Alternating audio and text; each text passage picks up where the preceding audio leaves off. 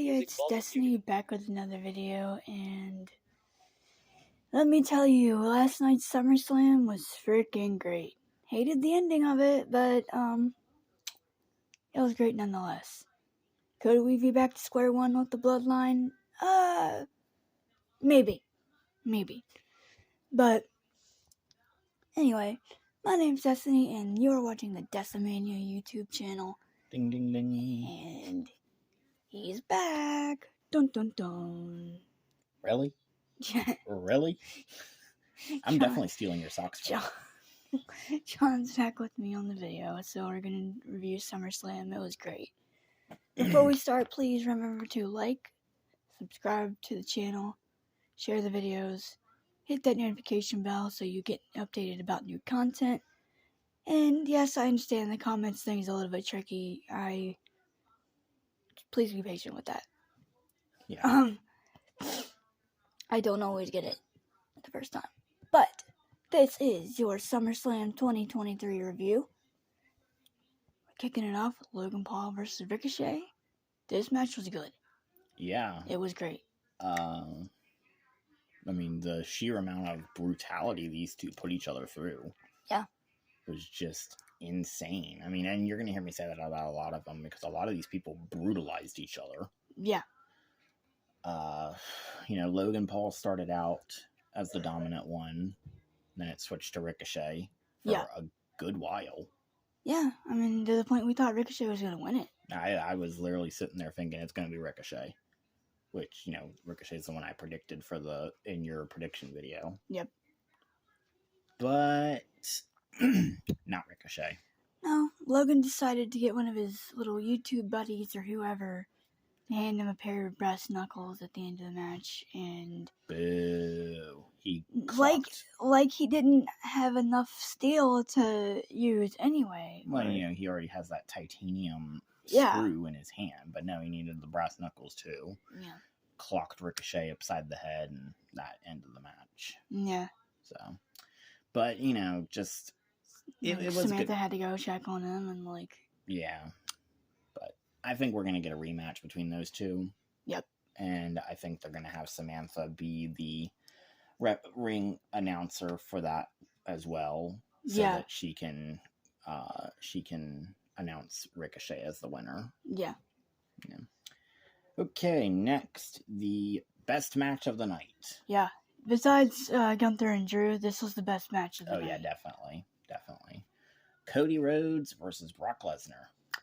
Best match out of the trilogy that they had. Yes, and just the match starts, and I was a little disappointed at first because Brock was just manhandling Cody, and I'm like, whoa, they can't end it like this. That was giving me 2014 John Cena vibes. Brock that was the most lopsided match I've ever watched.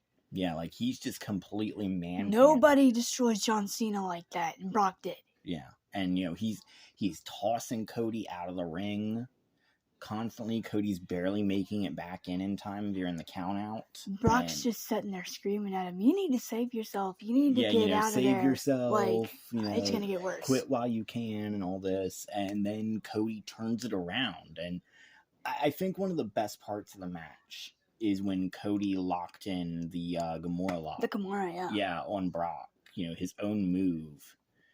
And I'm glad he didn't win with that, though. Yeah. I was telling Destiny last night, I'm glad Cody won with one of his moves. He did, 3 crossroads? Yeah. Okay. Yeah. Yeah, he did 3 crossroads in a row and just took Brock down. Not to mention the freaking Cody cutter from the top rope. Yes, that was awesome. And then, I don't remember how he did it. How did he expose the turnbuckle? Didn't he, have Brock in something and reach back? Do it? No, Brock had him, and then he tore the thing off the turnbuckle.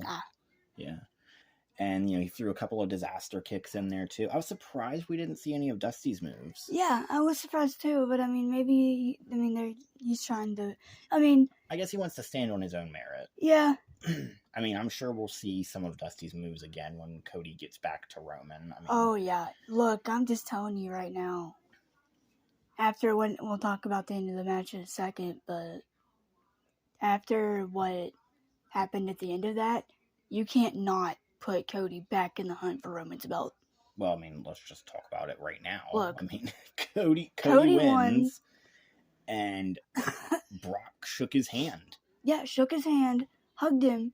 I thought he was gonna swerve and like hit him with an F5. I'm like, oh, geez, don't hit him with another one. And like, he went in, hugged him. He did get suplexed a few times and a few F5s during the match. Yeah, and everything. But no, Brock endorsed him, shook his hand, hugged him, left the ring. Cody earned Brock's respect. And if that's not telling me that Cody's going to be the one to take down Roman Reigns, I don't know what is. Brock does not do that for anybody. No. So the fact that he acknowledged Cody, and that was a great way to end the match. I don't know that I want their rivalry to end any other way. I don't think I'd want their feud to end any other way than what it did. No, I mean, it would be stupid for Brock to come back out on Monday and hit him with another F5 or something. That would just be stupid. There was something else stupid earlier or later on in the night. We'll get to that. But no, that was the best match on the card easily. Definitely. Next was Destiny's favorite, the Battle Royale. Look, Slim Jim. I did not care for this when it first started. I loved it because we only knew 2 participants, and I mean, I like Battle Royals too, but like, not if there's not going to be something on the line. Yeah, I respect that. Random Battle Royal is just dumb. No, I get it. But I think, I don't know, one of the highlights for me in this was when every single person in the ring teamed up to toss Omos out. Yeah, and I was literally saying in the predictions on Friday that I was like, I'm going to predict LA Knight, but I want Karrion Kross or AJ Styles. And they were both there. And they canceled each other out, Karrion eliminated AJ after he'd been already tossed out, but yeah. I forgot who eliminated him, but I don't remember. I forgot. I don't remember, honestly. But again, just everybody going together to get rid of Omos that was something. Yeah. And, the final 2 were Sheamus and LA Knight. Look, I'll say this about LA Knight. I gained a little bit of respect for him last night. Yeah.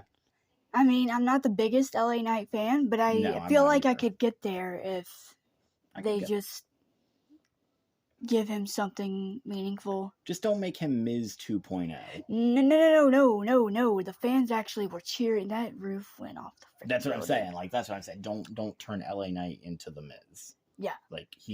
Earlier this year, he was kind of giving me Miz vibes. I think it kind of is more of like Rock, kind of. Okay. I guess. I see it. A little bit. Yeah.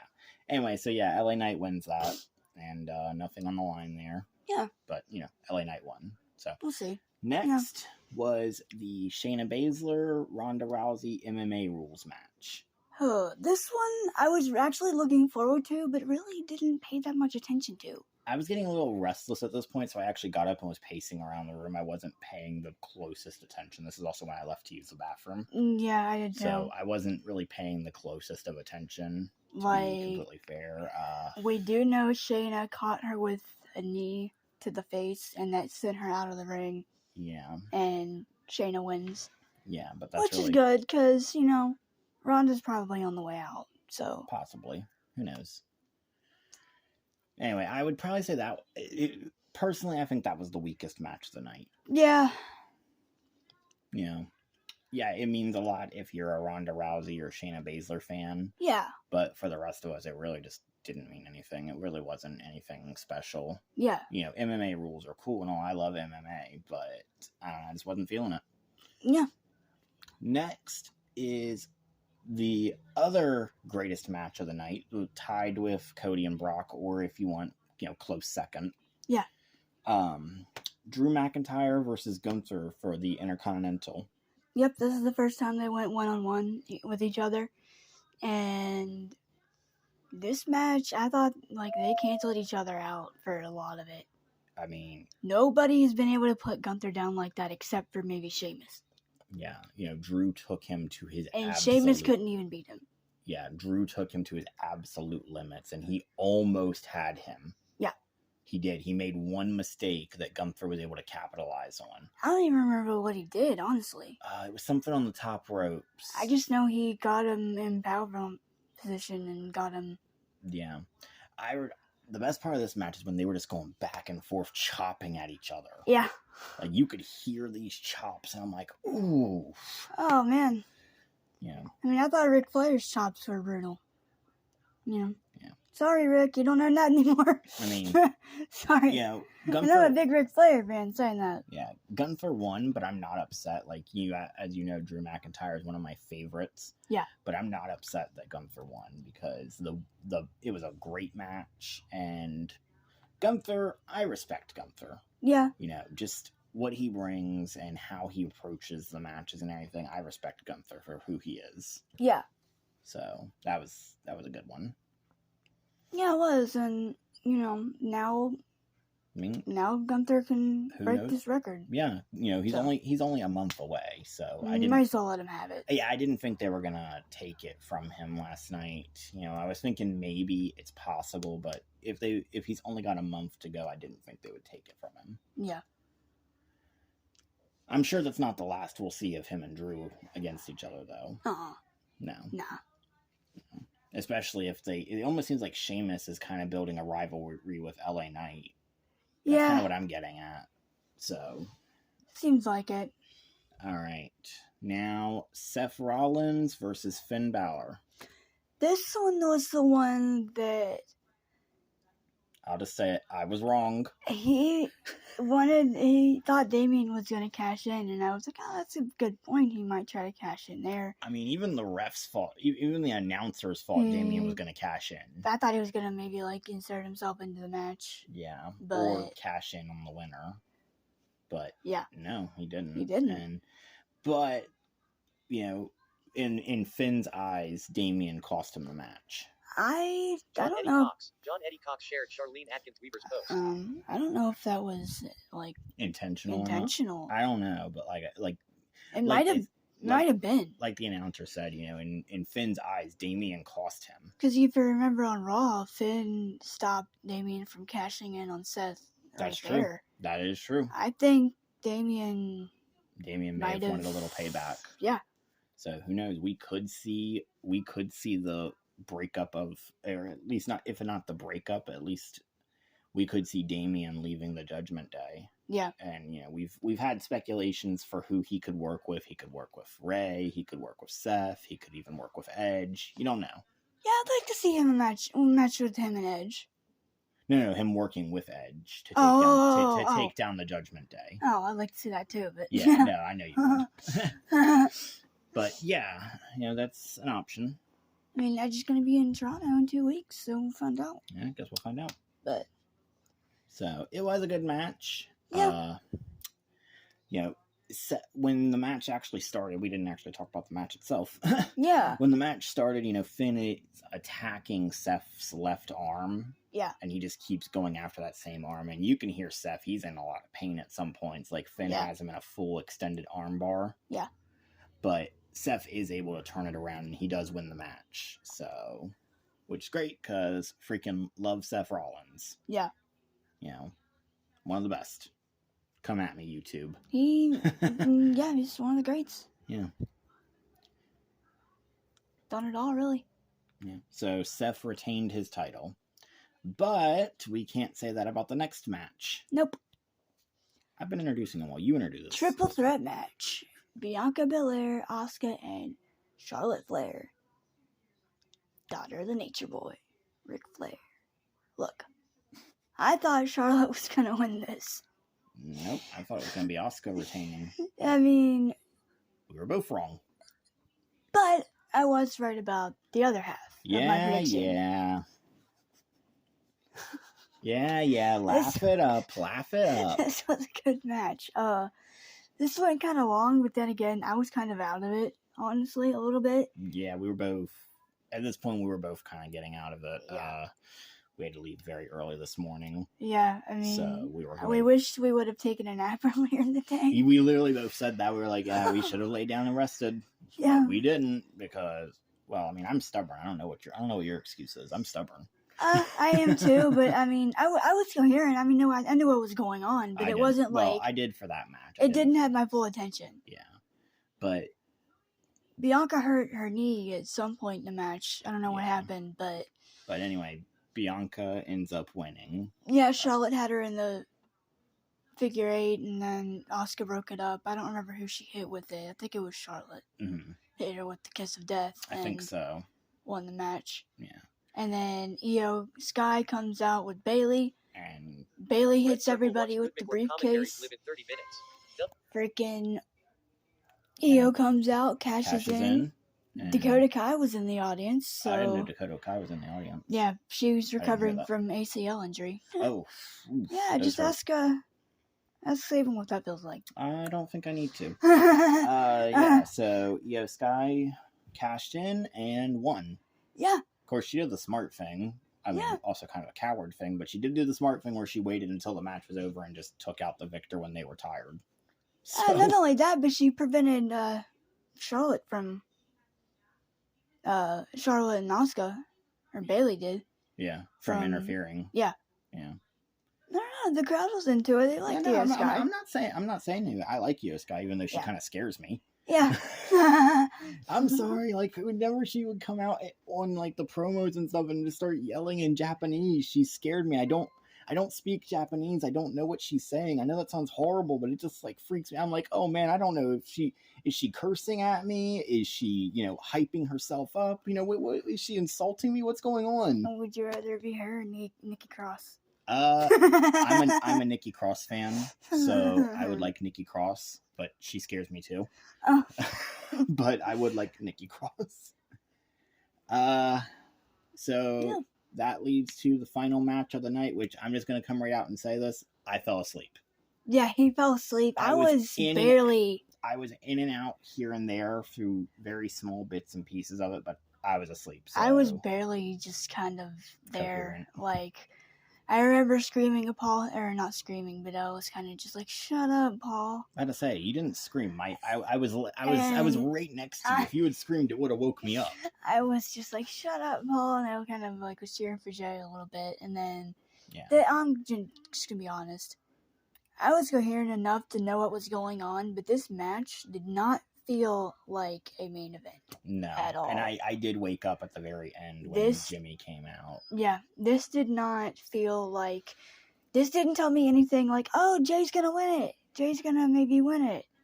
This didn't feel like that at all. I mean... we obviously didn't think he was going to win it anyway. Well, it's like I told Destiny earlier.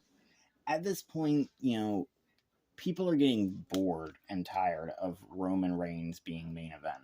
It's not even just in the main event, but it's the same. Conclusion.